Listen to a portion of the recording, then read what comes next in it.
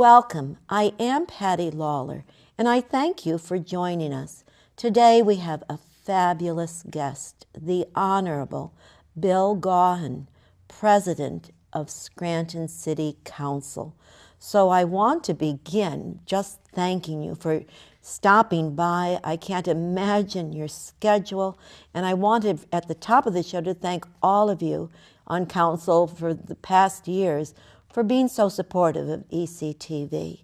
So I thought this would be interesting for us. We would get to know you as the person that sits at that very important desk as president of City Council. So if you could, your beginning years, where you lived, where you went to school, and we'll start there. Sure, and I want to thank you for having me on the show. And we do support ECTV. I think it's so important for the public to see what goes on in the city, and certainly shows like this. Yes. So I grew up in Minooka, God's section of the city, some would call it, right? All things start in Minooka. All things start in Minooka. That's right. So I grew up there on Miners Hill, for those from Minooka who would know where that is. And I went to John F. Kennedy Elementary School. Okay. And went to South Intermediate, and then I graduated from Scranton High School in 2005. I was actually the president of my class, which was interesting. Now tell me, did you have siblings? Yeah, I have a younger brother and sister who were actually twins. They're a year younger than me. Beautiful. And then when you went to school, you went to John Kennedy. Mm-hmm. And did you like school right off the bat? Was it a good fit for you? It was a good fit for me, yeah. Yes. I loved, my teachers were great. Yes. We had what I think is the best group of teachers. You know, I still keep in touch with a lot of them. Beautiful. From elementary school and middle school and even high school. And it made the experience really special. Well, I just want to say this, you know, I do know some of the teachers, and I had shared with them that I was hoping to interview you. Mm-hmm. I was going to put in a call. And so before I even had the sentence out of my mouth, they said, "Oh, Billy Gaughan, I don't want to embarrass you." No. He was a leader even when he was in second and third grade. Mm-hmm. He was so well liked. He was so good to his classmates. He liked to learn. He was always in the thick of it. And he just compliment after compliment. And I thought, I didn't know better, this is the Bill Gaughan I know. I don't know you that well, but all of those attributes, you know, fit. And so I wanted to, again, I don't want to embarrass you. So how about you're in fifth grade? What's your favorite subject in fifth grade? I was always really interested in social studies, American history, government. My fifth grade teacher was Mrs. Robeson. I don't know if you know. Yes, I do know Mrs. Robeson. Yes, yeah. So she was great. She was a great teacher. And I was really interested in that in English. I was like reading and writing. So isn't it strange, this is a little off topic, I don't believe they teach civics anymore in schools. Someone had said that they were thinking about eliminating it, and I thought, what a disservice, because there's so much you can learn about the country and public service and electing and the importance of voting and all that stuff. But in fifth grade, did you have an inclination, let's say Mrs. Robeson said, write a paragraph about what you want to be or what you think you'd like to do when you grow up, what would you write about? Do you remember your first inclinations for something for you to be? Yeah, I wanted to be a lawyer when I was growing up. I could see that. Yeah, and I didn't know that I wanted to be involved in politics, but I always liked dealing with people and interacting with people. And I think that was just, you know, the environment I grew up with my family. We were always, you know, talking at the dinner table. Beautiful. And it was funny, when I was growing up, my mom says that we're both cursed with this thing that when we're out someplace, people just will come up to us and start talking to us and telling us about their issues and everything. And it's just a funny thing that even since I was a little kid. And you know, this has done you such a good service. I was going to ask you about your high school. So when you went to high school, were you in the new school? Yeah, I was the part of the first class that went all 4 years through the New Scranton High School. And before we started to sit and interview here on camera, you were sharing with me that you were president of your senior class. Yeah, it was interesting. So I ran for class president, and one of my good friends also ran, and it was former Mayor Chris Doherty's son, Chris Doherty, who I'm still friends with to this day. Yes. So we ran, I don't want to say against each other, but we ran for the office, and yeah, it was a good experience. And the friendship held up. Oh, definitely, yeah. It held up. We still keep in touch. Absolutely. And you know what, I have to give you credit because my original question was, where were you in your high school? Were you on the, the paper, the staff of the paper, or were you a jock? Were you into sports? Were you into student council? And here, student council was everything to you. Yeah, I did. I was on the track team. Yes. I wouldn't call myself a jock. I ran hurdles, was not good at it. I hit the pavement quite a few, hit the track quite a few times. Right. And that's to your credit. Yeah. Because, the important thing is if you fall down, get back that's up. one thing, but get back up. You know, Right. that's the most important thing. Right. So then after high school, you went on to college? Yeah, I went to the University of Scranton, which I loved. Yes. And I graduated from there in 2009. And I studied communications and history. So I have a Bachelor of Arts in communication and a minor in history. Great. When I was in college, I was really interested in TV production, radio production. I thought I wanted to be involved in that field. I actually did my internship at Rock 107. Did you? Yeah, which was really interesting. interesting. I could see you doing this. Yeah, and I had my own radio show at the University of Scranton, which was pretty fun. It was called the Manuka Blues Show. So. What was it called? The Manuka Blues Show. It's too cool. Yeah. It's just too cool. Yeah. You know, all of these things that you're sharing bring you to where you are today. Yeah. Like, we're going to get into your first campaign, but basically, when you're deciding, should I run, can I run, will I run? But basically, you have to say, where have I been? Mm-hmm. And see, you didn't crawl out from underneath the big flat rock down in Manuka and say, gee whiz, I think I want to be a councilman. Right. You were involved with people for most of your life. And, yeah. And you have the gift, as your mother said, where people trust you. Right. You know, I look at you and I see a young John Kennedy. And now I see Peter Jennings after what you do. So it's great. So anyway, and then we go to college, then you marry the love of your life. Yeah, well, I graduated, like I said, in 2009, and then I wasn't sure what I wanted to do. I was so indecisive. And I decided to go back to get my teaching degree. Okay. So I went back. I immediately went back and started taking classes at night. During that time period, I got hired by the city of Scranton, and I worked in the Office of Economic and Community Development. Wow. So I worked there, took classes at night, and I ended up graduating in 2012, and I was certified to teach history, grade 7 to 12, and English, grade 7 to 12. So. You know what? I could see you as a fine teacher. I see you as someone that's very optimistic and very dedicated to what's at hand. Good manager of time, you know, stick-to-itiveness. I'm just getting to know you on camera, but you have such strong qualities. Oh, I appreciate it. So, but I do want to hit about your children, that you are daddy. Do they call you Daddy? Yeah, they call me Daddy.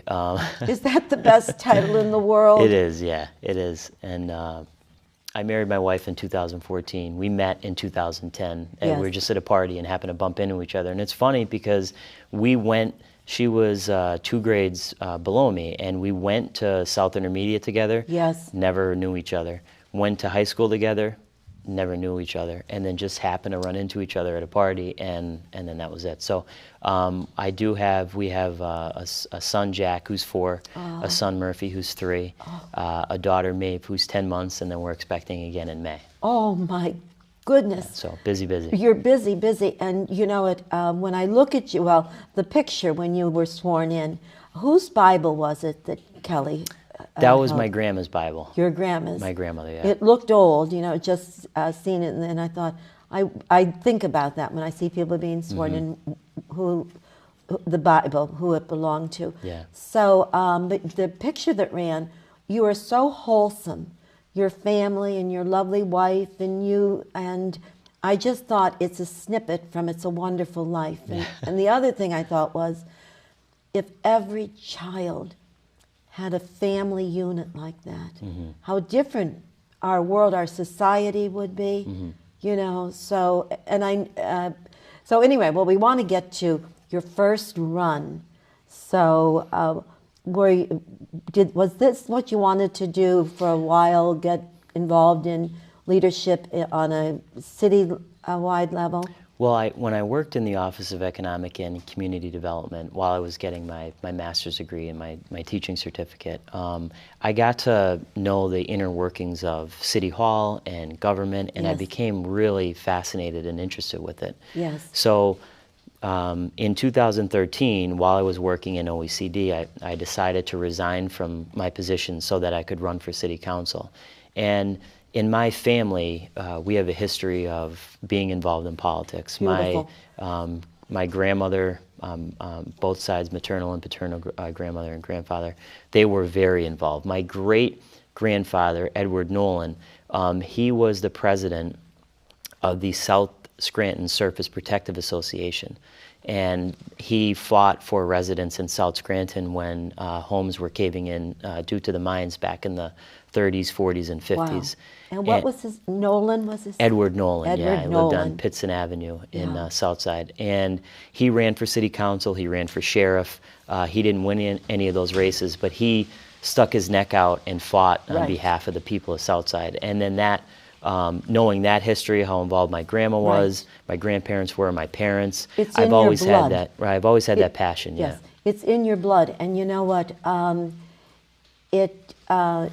It shows your passion. You know, when you're when I don't watch City Council, you know, consistently. But since I was going to do the interview, I thought I better watch City Council a couple of times. And your sincerity, looking at the guests that come from the audience to express their concerns or their ideas and what they think the direction should go in some instances. You're very, very sincere. You can tell you're listening. The entire council is listening.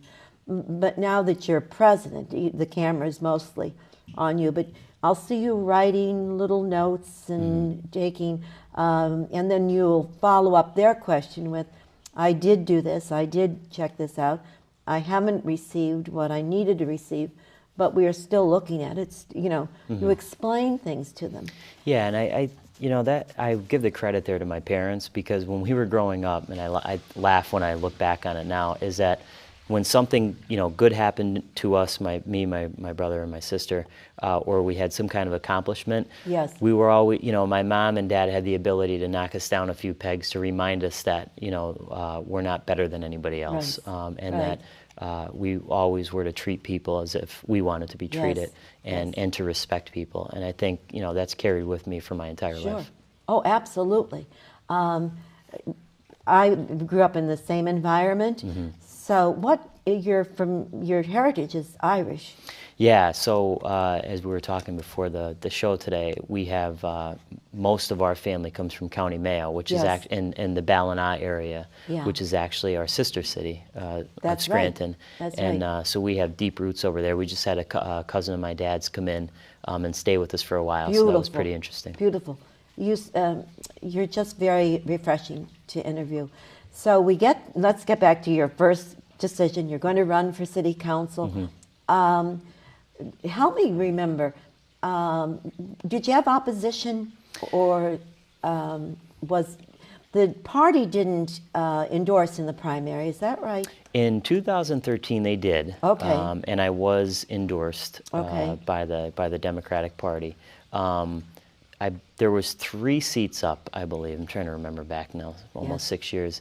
And I think Janet Evans decided not to run at that time. Frank Joyce decided not to run, and then there was one other person, Pat Rogan, who was running for re-election. So there was 2 seats that were open. And there was, I think, maybe 5 or 6 people total that ended up running. Yes, and then so let me just ask you, to explain a little bit about your campaign in case someone is watching that thinks they'd like to get into the fray and run for something. You didn't need thousands and thousands and thousands of dollars. Can you explain just how you got the word out that you were interested, and you know, any tidbits that you would like to share about jumping into a campaign? And it's interesting. I didn't know what I was doing, to be honest with you. Yes. It was my first. Who does, right? Who does? I really relied on my family a lot, and some of my close friends. My mom is one of 9 siblings. Wow. Two are deceased now, but so I do come from a big family, lots of aunts and uncles, and they all pitched in and helped out. You don't need, in Scranton, you know, when you're running for council or school board, you don't need a ton of money to run and to win. You do need to raise some funds for political signs and other things like that. But the biggest thing to me, the most important thing, was getting out and walking door to door. Right. If you don't do that, I don't think you can win in the city of Scranton. And to me, when I ran my first campaign, that was the best part of it. It was meeting the people in the neighborhoods. It was talking to people. Sure. I learned more going door to door than I did at any other time. Now, what were, when you knocked on the door and they answered and you said you were going to run for city council, what were their concerns? Did they have concerns, or I'm sure they thanked you for coming to ask for their vote. Yeah, some of them did. It can be a little dicey. Yeah, it can get a little dicey. Everyone was really nice, though. And I think you know, when you go door to door, it's interesting. These are people that, you know, a lot of people don't come to council meetings. So when you interact with people on a neighborhood level, you get a totally different perspective. And I think that's so important to, you know, understand and to keep with the pulse of the neighborhood. But the first reaction in 2013 when I was going door to door was, are you crazy? Why would you want to get involved in politics? If you remember in 2013, the environment politically in Scranton was not the best. It was a negative atmosphere. And so that was number one. Number two, garbage pickup, potholes, your regular run-of-the-mill neighborhood issues. But I think people appreciate young people getting involved. They appreciate anyone getting involved and putting their name out there and to serve their city. I don't say what you said, I think, is so well intended, because I don't think if you don't make that effort to go door to door, to meet your constituents and your residents, what kind of a candidate are you? Yeah, and you can't be afraid of criticism. No. You know, now I've been on council for 6 years, so, you know, you're not immune to it. And I think it's good to have other people's points of view, and it's good to listen to people. You know, a lot of times in politics, politicians want to talk and talk and talk and tell you their point of view. But I've learned more from listening to the people and hearing them out and having a conversation like you and I are having today. You know, that's beautiful, because the trick is listening. The trick is listening. You know, that's well said. Thank you. I think that's a great bit of advice, to listen, because everybody has their opinion. And would you rather do the right thing or stick yourself in a hole and wait until somebody finds you and dusts you off and listen to your wrong opinion?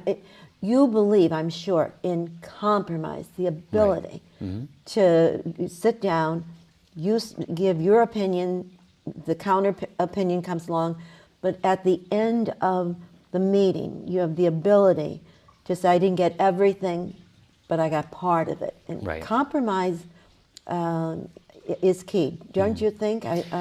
Yeah, I do. In today's politics, we don't really see that a lot. We don't. see you know, people on the right, people on the left, and then the middle has kind of disappeared in our politics. And I think that's so important to understand that now we're with our politics in the United States and around the world, where people are living in a vacuum, where they're listening to opinions that they agree with, but they're not necessarily listening to opinions that they don't agree with, which is a huge mistake. And that's one of the reasons why I think our politics are so polarized on a national level and on a state and local level in many respects. So I try to listen to all sides, and then you do try to come to some sort of compromise. can you explain a little bit about, you hear it now, especially that we're in an election cycle, grassroots. We start out with grassroots. Can you explain grassroots and what exactly that means when you're going into your first election? Sure. It's when you don't have thousands of dollars to spend on a campaign, but you rely on your family and your friends, and you have a pair of shoes and you go out and you need a new pair of shoes by the end of the election. And it's getting people to believe in your message. And when I first ran, my slogan was, I believe. Yes. Because at that time, I really, truly felt in talking to people that they, were not believing that the city could come back and could be one of the premier cities and one of the most progressive cities in the state and in the country. And I truly believe that we can overcome all the challenges. So I think if you have the right message, and if you're authentic, and if you believe what you're saying, then people are going to believe you. And people are smart. They can tell right away. I agree. If you're not telling the truth. They have a censor that says you're insincere or you have a hidden agenda. It's the weirdest thing. It's like babies. Yes. They know how to press your button more than a 64-year-old woman. Yes. You know what I'm saying? Yes. But I agree with that, and many times they go to the polls, I think, because Bill Gaughan came on my porch and he sat down on the glider, and that's what drives them. There's a great silent majority out there. Correct me if I'm wrong. They know everything. They read a sentence somewhere, or somebody at the coffee shops gave them a little tidbit, and basically that's a lot of the silent majority can't fit the puzzle together. I mean, we all want to have a perfect world. Right. We all want to have a wand and say, that everybody's going to have the early for St. Patrick's Day, but a pot of gold at the end of the rainbow. But basically, we have to get involved. And do you know what I'm saying? I know what you're saying. And oftentimes in politics, I think people, some politicians at the local, state, and national level feel that they have to be the loudest to get their point across, and they yell and scream at each other. But it's those people that actually put the thought into it, and that they understand that on our level locally, statewide, and nationally, there are problems that are complex and difficult. Doesn't mean we can't overcome them, but we have to look at all different sides, not just to be so polarized. And I think people on the local level, people in the neighborhoods, they understand that. And they just want people to be honest. And I just think if you take a stand, you have your opinion, as long as you look at all the facts and you're honest and truthful with people, I think generally you'll do well in politics. Now, so we catapult. Well, before we catapult, what's your favorite thing about being on council? What's the thing you enjoyed the most? Well, two things. The people, meeting the people in the neighborhoods, listening to their problems, trying to understand their problems, and being able to help them, truly help them. There's been so many stories over the last 6 years, not just with myself, but with other council members and our city clerk, where someone had a legitimate problem, and we were able to help them. Yes. And it's so rewarding. It is very rewarding, and it's whether it's getting a street light approved for their neighborhood, getting a pothole filled. Many times, honestly, it's just listening to people. I've gotten so many calls. They want to be heard. I've gotten calls from people, elderly people, and I literally can't solve their problem for them. It's another department or the sewer authority, Pennsylvania American Water, whatever it might be. But just the fact that you took the time to listen to them. Because many times when they'll call City Hall or they'll call some other government entity, they'll get bounced around like they're on some kind of wheel. And they just want someone to try to help them. And I think on the local level as a city councilman, that is your job. You are beholden to the people. And if you give yourself to the people, it is very satisfying and rewarding. Having said that, that they just really basically want to be heard and have their moment in the sun, so to speak. At the end of the conversation, they probably thank you for your time, that you took their call. Yeah, whether you can solve it or not, they know that you're listening. And if you would, you could. It's so important, that human connection. An office, not just in government, but an office closes, they're supposed to close at 3:30. So you call it 3:15. Well, they went home early. And you can get fired up. But you know what I notice about you, and as I said, I watch it not as consistently as I should anymore, I lived in Scranton for 20 years myself on the north side, and I believe Mr. DeBilio might have been the president of council, and then Mrs. Evans was a president of council. But at any rate, you have your council, and I want to ask you a question when we move further. But you have someone come to the podium, they want to know where we are with this.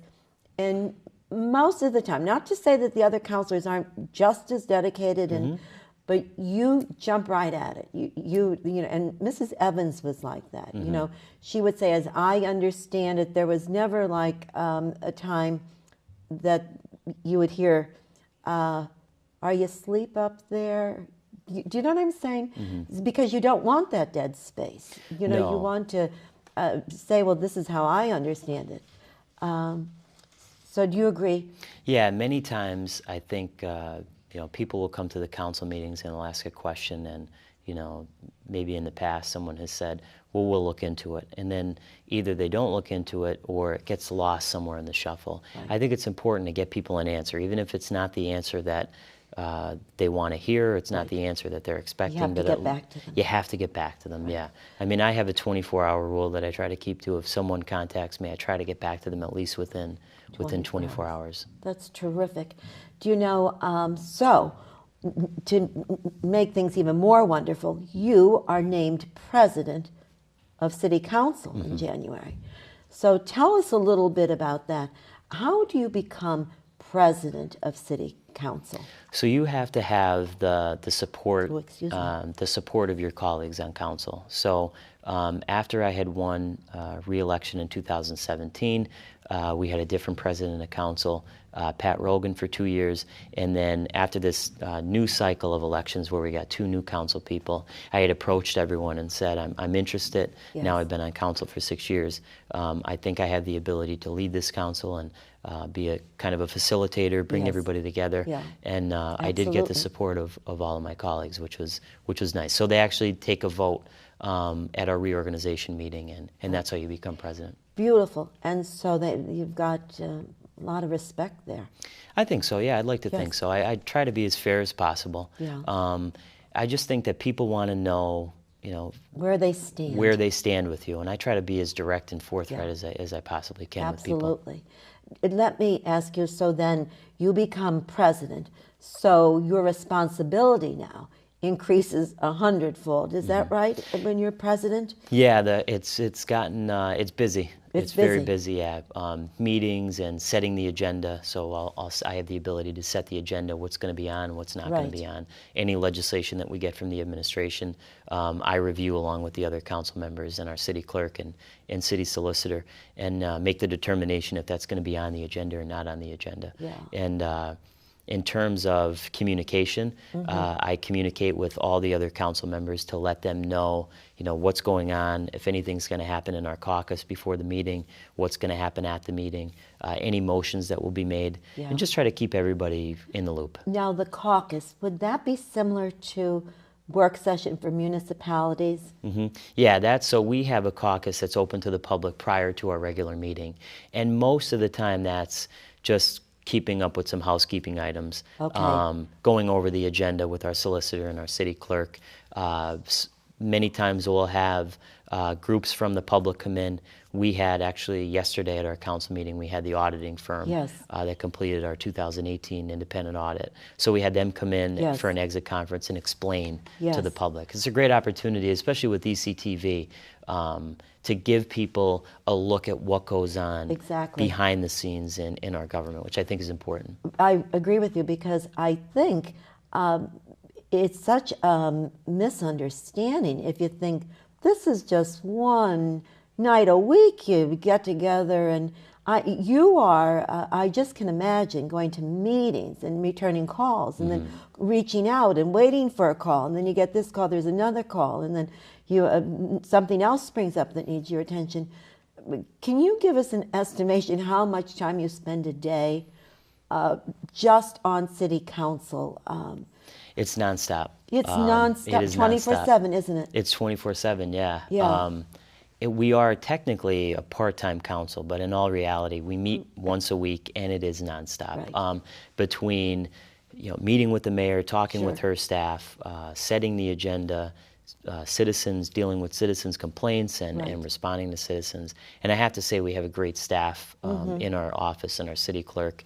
If it was not for her, I don't know how I would keep up with all of it. Is that Mrs. Reed? Yeah, that's Lori Reed. Well, she does a great job. Mrs. Reed, when I called about setting up this interview, I am telling you, the warmth and sincerity and, oh, definitely, I'm sure I will, and I definitely will remember this, and I know the President Gaughan, and I thought every little municipality or city government needs someone on that front line to say, welcome to our world. And she is our front line. Oh, I mean, is she many people think, dandy? yeah, when you said, some people don't necessarily, they might think, well, they only meet once a week, or, what do they do? They sign documents, but, there's so much Mrs. more. Reed is literally our sixth council person, and she is the face kind of the council, because we're not in the building 8 hours a day, 5 days a week. I'm a teacher. I have other, professional responsibilities, and she, kind of pinch hits for me on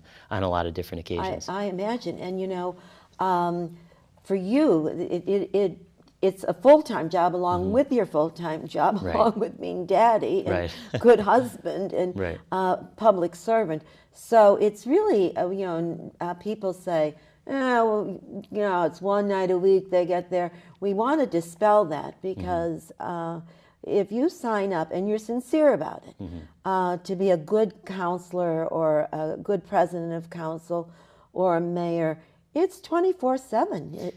It can be arduous, and you probably live with a cell phone in your pocket. Yeah, I try to turn it off when I get every home. now and again. Yeah, because you can't always be looking at a cell phone. Maybe you could help me understand this. So the city of Scranton, we have 5 counselors and one solicitor.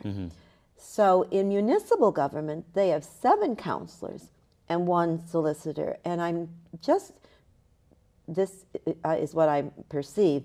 Each of your counselors is designated an area. Is that right on city council? Like someone's in charge of finance? Yes. Someone's in charge of DPW? So to a municipal government, you have 7 counselors, and each one gets an assignment.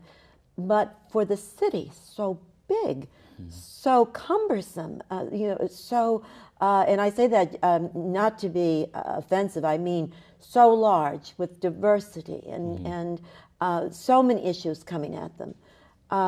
Why only 5? Was that written in the Home Rule Charter, or is it? It was written in the Home Rule Charter. They actually, I think years ago, they had a Home Rule Charter Study Commission where they looked actually at the form of government and ended up, it was on, I think, a referendum, and people wanted the strong mayor form of government, which we have. So council is a check on the strong mayor form of government. As I was saying before, the people are a check on the council and the mayor.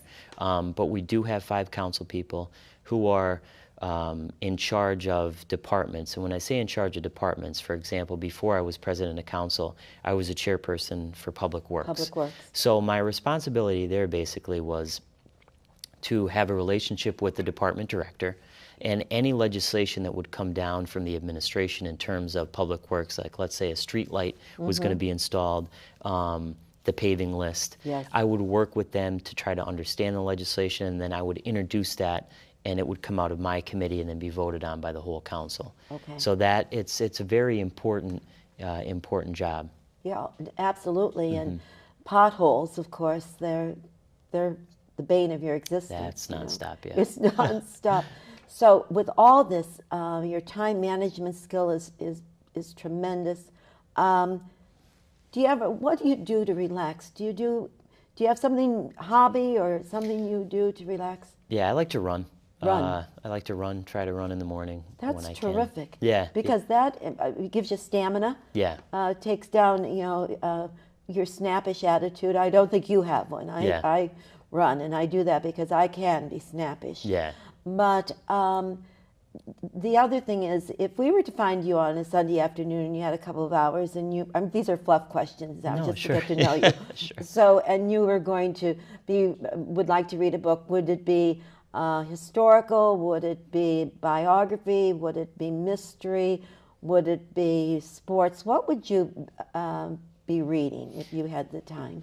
I like reading a variety of different things. I subscribe to the New York Times just to keep up with current events and that. And Does it take you a long time to get through it? I try to read it in the morning when I wake up before the day starts. But I loved Angela's Ashes. I just got done with that the second time I went back and read it. Wasn't it a beautiful story? Frank McCourt, that was a really good story. So well written. And then Unbroken was my all-time favorite book about Louis Zamperini and all the trials and tribulations he went through in World War II, and being a runner and getting shot down over Europe. So you like reading? Yes. Being a history teacher and English, I mean, you like the old hold the book type, or I hold the book. Yeah, I don't have an iPad or anything, or a Kindle. I just like to have the book, and I use our library all the time, our Scranton Public Library, which I think is a treasure. Yeah, it is a treasure. Then, if you were going out to dinner with Kelly, would you be more likely to order steak or fish or pasta? What would you? Peanut butter and jelly is my. Peanut butter and jelly. You are a slave to that. I get made fun of by my friends and even my wife. I don't like going out. I never like going out to dinner. Right. I don't like to wait around for food. I just once in a while. Yeah. I'd much rather mashed potatoes and gravy and. French fries with gravy. French fries with gravy. Yeah. Yes. And like I said, if peanut butter didn't exist, I don't know what I would do. I'm always peanut butter and jelly. I'm simple. Yes. Grape jelly. Grape jelly. Grape jelly. Yeah. Right. And tell me, do you have a favorite president? John F. Kennedy. Yes. Yeah. And I think I said this at the top of the show, but you do remind me of a Kennedy. You look like somewhere along the line there must have been a little bit of Kennedy in your lineage. Yeah, maybe. But you do remind me of him. Yeah, I appreciate that. And John F. Kennedy, why? He was a leader. Mm-hmm. He took a stand on issues, and he was charismatic. And when he spoke, people believed him and they listened to him. Yes. And he was able to bring the country together. And I'm an even bigger fan of his brother, Robert F. Kennedy. I was a young woman when he was running for president, and that was one of the first. I lived in Washington, D.C., and so that was one of the first. I really got into the campaign by default. I was dating someone that was a big fan of Kennedy, and so I was just, in the old days, you'd have to crank out the messages. There was no Xerox machines, or I forget what we even called it, but anyway, and go door to door and all this. But he was my all-time. Talk about someone that had a spine as thick as boa constrictor, let's say. Wasn't he amazing? Yeah, the way he spoke and the way he understood, not just those who were rich in the country, but the poor, everyone across the country, and the minority during the civil rights movement, the minority population in the country. We don't have that today in our politics. Someone who is going to just give the unvarnished truth and doesn't care about polling or data, and that's what disappoints me so much with the politics today, is that everyone's waiting to see what the popular opinion is. Exactly. It's refreshing when you hear someone just be honest and just tell the truth.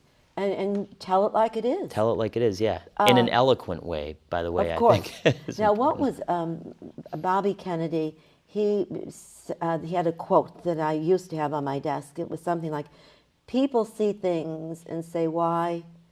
He sees things and says, why not? Yes. I'm not a wordsmith, but is it something like that? That is, yeah. I see, people see, I'm trying to think now, see things and ask why. I see things that never were and ask why not. That's right. Yeah. Do you know, just to go off topic, if you would, his assassination, when you look back, where was it, California or Chicago? It was California. Yeah, it was just after the night after he had won the California primary. And at that point it looked as if he had a shot to win the nomination.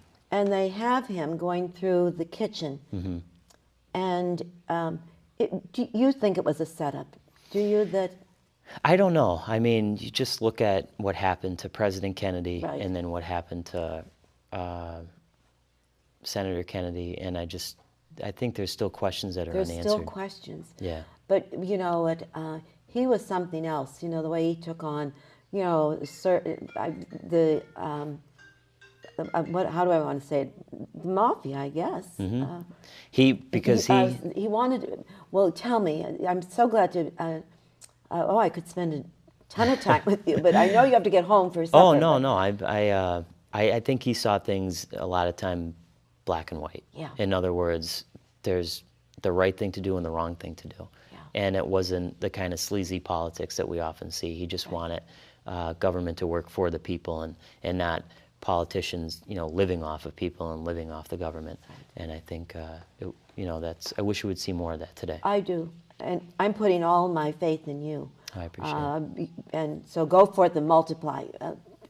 People, young men and women that are interested in running for office, we have a very, very good example of what the country is so hungry for. Before we close, I just want to ask you, you know, we know when we read the papers, Scranton is in troubled times. Mm-hmm. And off camera, you were saying that if you would just share with the audience that, say, what are you doing and that? And can you give a little bit of what you're sharing and what your response is when people say, what are you doing in Scranton now? Yeah, Go ahead. I think now is the time to get involved. You know, now is the time when there's so many challenges in Scranton, not to sit back and wait until things might get better, yes, or not to sit back and hope that things will get better, but to get involved. As I was mentioning to you, you know, like many people in Scranton and throughout Lackawanna County, my ancestors came here and they helped build this city and this area from the ground up. And I think it's such a disservice to them and all the people who put so much effort and time into the city to let it flounder because of politics and because of the financial situation that we might find ourselves in. I think that we can do better. I think we are currently doing better. And I have hope for the future of this city.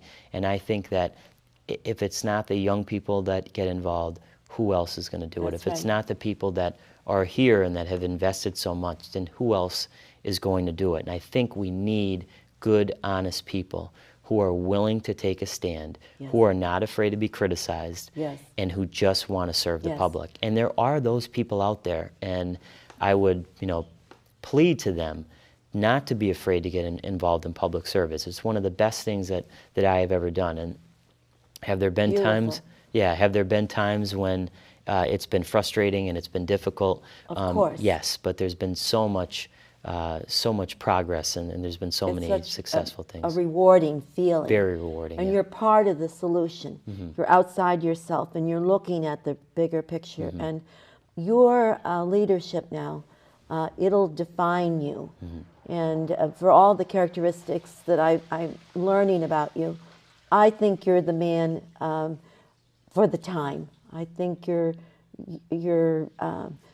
ancestors from County Mayo and all the Gaughans that preceded you, Mr. Nolan, and they must be looking down and saying, wow, there's our young Bill Gaughan, and he's going to save the city of Scranton. Yeah. So I believe our time has come to a close. Mm-hmm. And I thank you so much for coming and being part of the program and for enlightening us. And to you out and our viewers, I want to just say, I hope you enjoyed this just as much as I enjoyed bringing it to you. And on behalf of ECTV and myself, I thank you for watching. And until next time, live, love, laugh, and be involved. Thank you for watching.